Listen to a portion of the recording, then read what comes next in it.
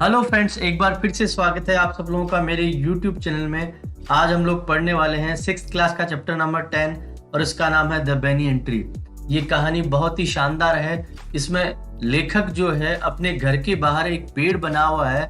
उस पेड़ के साथ में उसकी कौन कौन सी यादें जुड़ी हुई है वो सारी यादें हमारे साथ में शेयर कर रहा है। तो चलो करते हैं आज के वीडियो की शुरुआत शानदार तरीके से। इस चैप्टर को शुरू करने से पहले मैं आपको बताना चाहूंगा एक सामान्य दृश्य जो हम अक्सर देखते हैं। वो दृश्य है कोबरा और मोंगूज, जिसे हम नेवला कहते हैं, उसकी लड़ाई का। ये लड़ाई हम अक्सर देखते हैं और उनका परिणाम जो है लगभग एक ही रहता है। नेवला जो है सांप का जो खतरनाक जहर होता है उससे मर सकता है, लेकिन वो इतना तेज तरार होता है कि वो हमेशा उस चीज से बच जाता है। कोबरा हमेशा सुरक्षात्मक रहते हुए प्रयास करता है कि नेवले को जहर से मार दे, और नेवला हर बार जहर से बचते हुए ये प्रयास करता है कि वो सांप को बहुत ज्यादा थका दे और घायल कर दे, और अंततः वो सांप की जो रीढ़ की हड्डी है उसे तोड़ देता है और उसे मार डालता है। अब बढ़ते हैं इस चैप्टर के अगले भाग की तरफ। जैसा कि लेखक ने बताया है कि उसका जो घर है, उसका घर जो है वो उसके दादाजी का है और आसपास की जगह है वो भी पूरी तरह से दादाजी की है, लेकिन ये जो बहुत पुराना बरगद का जो पेड़ है वो केवल उसका है, क्योंकि अब उसके दादाजी लगभग 65 इयर्स के हो चुके हैं और वो इस पेड़ पे नहीं चढ़ सकते। इसलिए इस पेड़ पे पूरा अधिकार जो है वो लेखक का है। इसकी जो शाखाएं यहाँ से वहां फैली हुई है और ये जो जड़ों तक ये पहुंच रही है, उसमें बहुत सारे रास्ते हैं और ये बहुत ही आनंद देता है।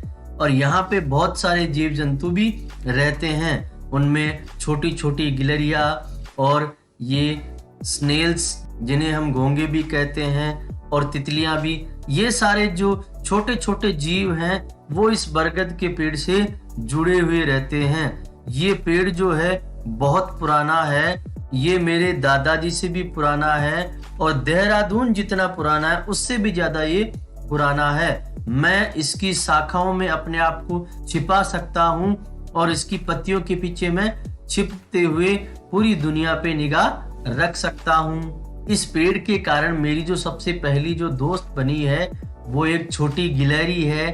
वो मुझसे डरते हुए, हवा को सूंघते हुए पहले मुझे अपने पास नहीं आने देना चाहती थी, लेकिन जब उसने देखा कि मेरे हाथ में किसी प्रकार की एयर गन नहीं है और ना ही कोई गुलेल है, वो मेरी दोस्त बन गई।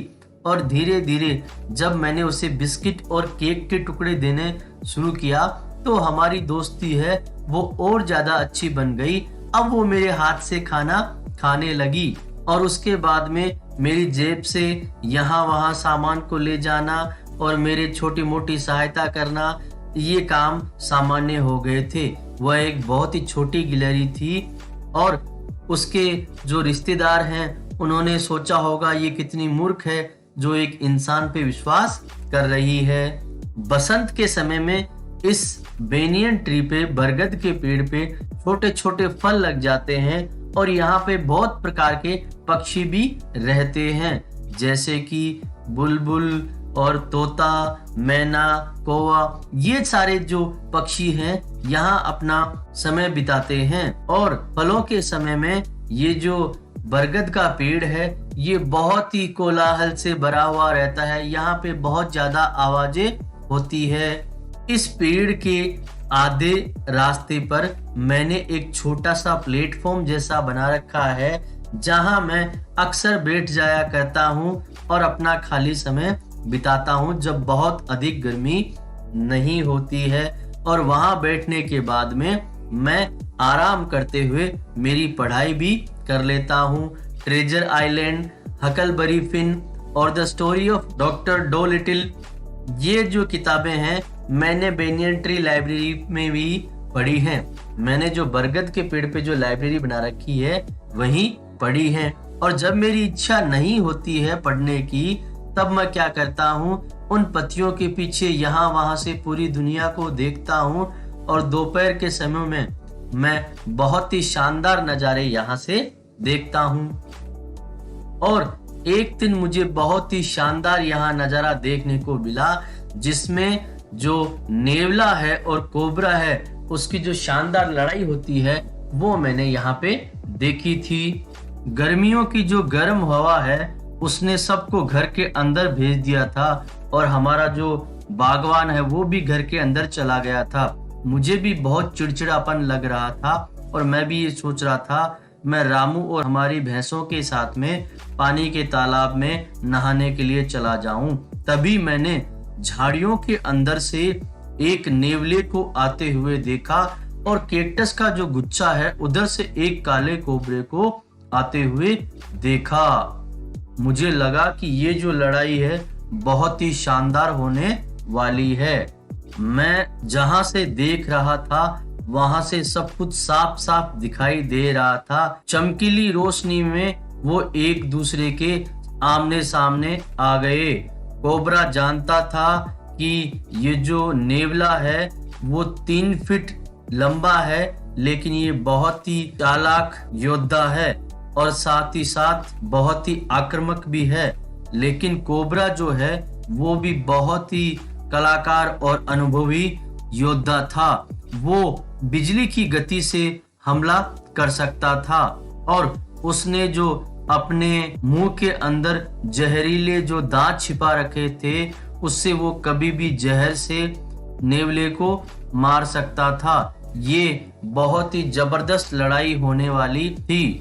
दोनों एक दूसरे से लड़ने के लिए पूरी तरह तैयार हो चुके थे।